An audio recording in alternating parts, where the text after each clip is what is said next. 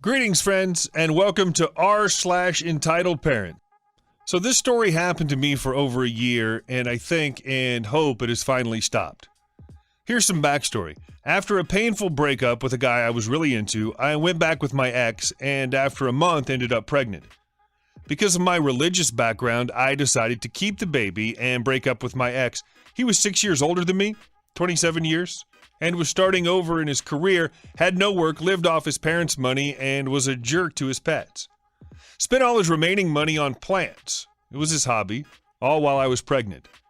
He dismissed all my symptoms like morning sickness, dizziness, weakness, mood swings as something I was making up, seeing as I was going to have no future with him and that he might even end up abusing our child as he did his dog, a sweet pit bull named Andromeda that got constant beatings when he was not in the mood.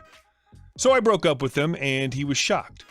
He was sure that now that I was pregnant with his child, I would not escape him. He even tried proposing to me, but I said no, that I had no future with him and that he better leave me alone. During my first 3 months of pregnancy, my thoughts of being better off alone were confirmed when he mistreated me emotionally, saying all my morning sickness, nausea, and all the other pregnancy symptoms were psychological because they were too early on into the pregnancy. He forced me to go to parties, walk long distances, and to visit his family, even though I was feeling really sick. So after 3 months of torture, I broke up with him. The next month, he came over to my house, called, and tried to persuade my parents to tell me to get back with him. My parents told him to speak to me, and that they won't deal with our relationship. My parents are really supportive of me. You see, I was born in Russia, but moved to Ecuador when I was small. I have fair skin, eyes, and hair, and in the country where I live, mostly everyone has dark features. I was seen as a trophy because of my heritage and looks. He showed me off when we were together to all his family, and I found out that it was his family tradition to marry people from out of the country to have a higher status. Meanwhile, my ex's parents, let's call them Bob and Karen, were being all nice and sweet to me. I never had any trouble with them and considered them really nice people until now. They texted me to ask how I was feeling and if I needed anything, but by that time I decided I didn't want any contact with the family. I wouldn't take money from him for childcare because I didn't want any visits, though I was planning on allowing Bob and Karen to visit and take care of the baby. X wasn't really worried about the baby and was more thinking about winning me back, but when he found out it was not going to happen, he left the case altogether. Fast forward my pregnancy, I start dating my best friend, let's call him Isaac, and he helps me throughout the pregnancy and is there with me, even during childbirth. Everything goes well, and I have a precious baby girl that I fall in love with immediately. Everything goes well when I get a text from Bob saying he was outside my house and for me to come out because he had some gifts for the baby. See, in Ecuador, there's a culture where you have to call beforehand, about a week prior to visiting, and it was high disrespect if you just showed up at someone's house demanding to be let in. I got slightly irritated by this fact, but came out. He and his wife Karen were there and handed me a bag of gifts from all the family members they had told about me and the pregnancy and said if they could see the baby. I told them at that moment she was sleeping and we didn't want to wake her up. She was really small yet, about 3 weeks, I think. The sweet couple's face turned and twisted into pissed off entitled grandparents.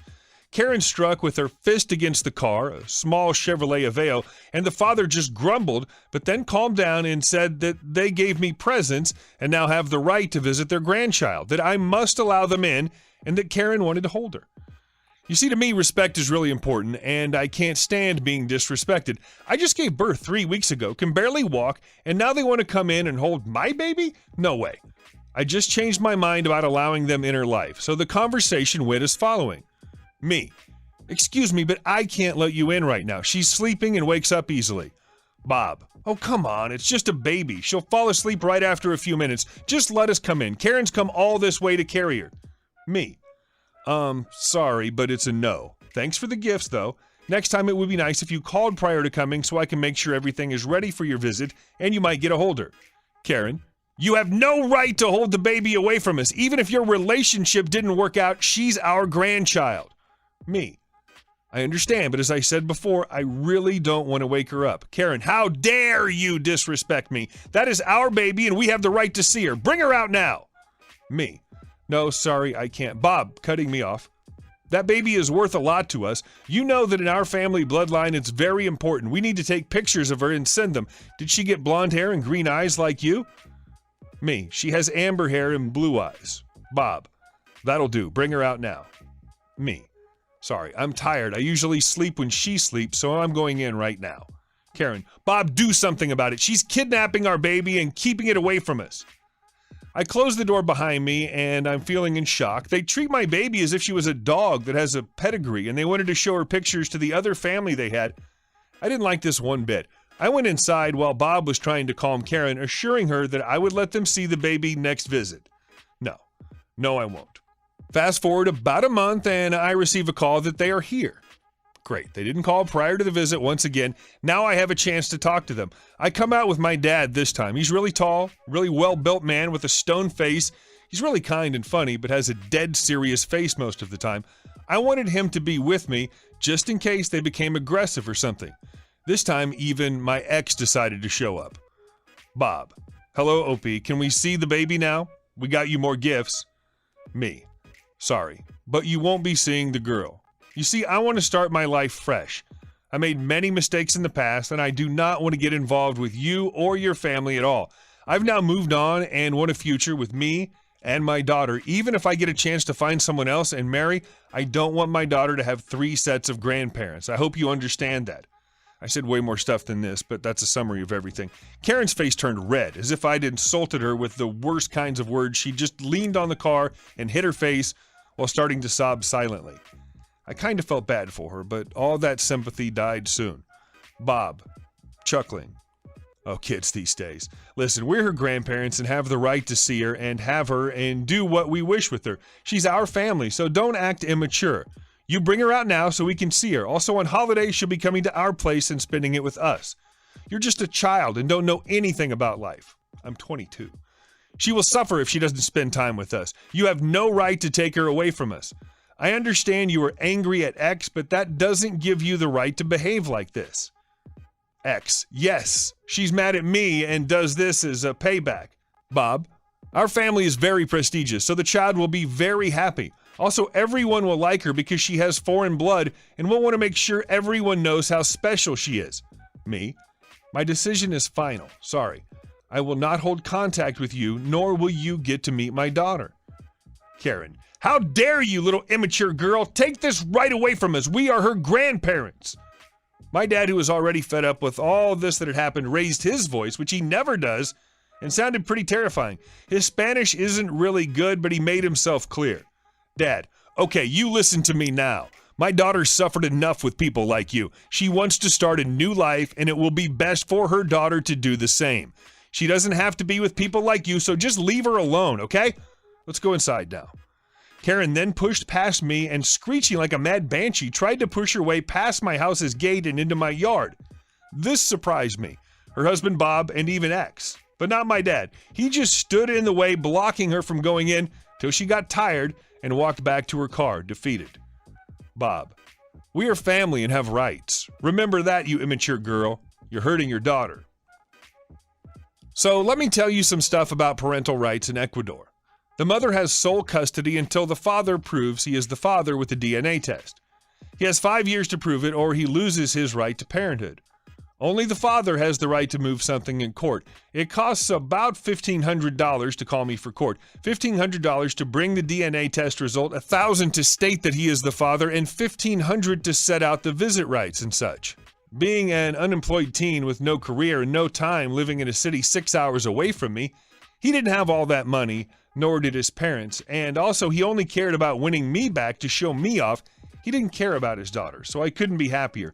His parents couldn't bring anything to court since they are not the immediate relative, so I'm more than sure they won't be able to do anything. After all that, they texted me a few times trying to come over and visit my daughter once again, but all their offers were denied. And after they came without announcement once again and nobody came out, that was the end of it. Or so I thought. So I live pretty far from them in the next city, which is a 2-hour drive, and close to my house there's a shopping mall where I often go. So I was on a stroll there with my Isaac, who apart from being pretty handsome, practices martial arts and is buff AF. His friends nicknamed him the demigod because of it, so he is quite intimidating, and when he gets pissed all hell breaks loose. Also, he's really protective of me and my daughter. Every Saturday or Sunday, we go out just to walk around, buy a snack, or just have chill time dating with my daughter in her stroller, mostly sleeping. My ex knew I used to do this and must have told his parents because while we were waiting in line for our ice cream at Baskin-Robbins, I had the stroller next to me, not in front as usual because it would take unnecessary space in the line. So I have the stroller on my right and Isaac on the left. I have my hand on the stroller and we're just chatting along, waiting our turn when I feel light movement in the stroller and turn to see if my daughter, let's call her Abby, woke up. To my surprise, I look and see Karen trying to sneak Abby out of her stroller, obviously waking her up and making her make muffled cries. Me, what TF do you think you're doing? I say while I try to take Abby from Karen's arms, but there's a stroller between us and Karen turns around and starts to speedily walk off with crying Abby in her arms. You must know as well that in Ecuador, you might be getting robbed, harassed, or attacked, and no one cares or will do anything about it, so all the people in line just stared. I walked past the stroller to chase after her, but Isaac was faster and managed to catch up to Karen, who was pretty fat and slow, snatched Abby carefully from her arms while she was having a fit, handed Abby to me, and proceeded to scream at Karen. I noticed that Bob was in the car peeping at her, but not wanting to come out. They wanted to make a run for it and steal my daughter away. Isaac, how dare you touch Abby and even worse, steal her away from her stroller, you dumb bee? Karen then sat on the ground and started screaming for security. They came and asked what's going on.